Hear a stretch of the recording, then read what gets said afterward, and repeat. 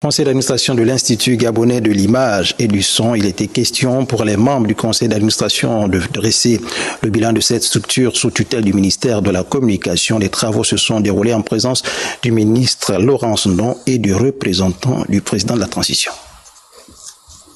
L'heure est au bilan. C'est dans ce cadre que l'Institut gabonais de l'image et du son, IGIS, a axé ses échanges au cours de ce conseil d'administration présidé par Régis Massima, président du conseil d'administration, et le directeur général Serge Abeslo. Il s'est agi d'examiner plusieurs points, parmi lesquels faire un tour d'horizon de la gestion de l'Institut l'année dernière. C'était le bilan de l'année 2023, qui a été une année plus ou moins difficile, parce que vous savez que c'était une année électorale, élection présidentielle.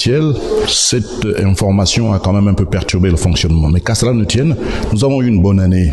Maintenant, pour 2024, c'est une année charnière. Vous savez que le CTRI est désormais le patron de notre pays et le président justement de la transition, son Excellence Brice Clotaire Oligui Nguema, a fait tout pour que cette année soit une année capitale.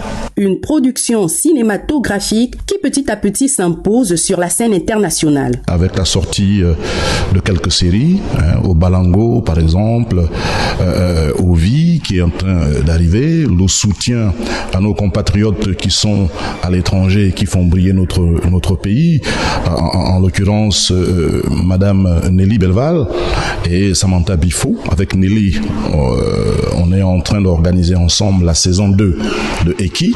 Il faut rappeler que l'IGIS, c'est près d'une 50aine d'agents repartis dans différents départements. Aussi, l'une des missions dévolues à l'équipe dirigeante est de redonner à l'Institut ses lettres de noblesse et pour y arriver, la question financière et sa gestion restent une priorité.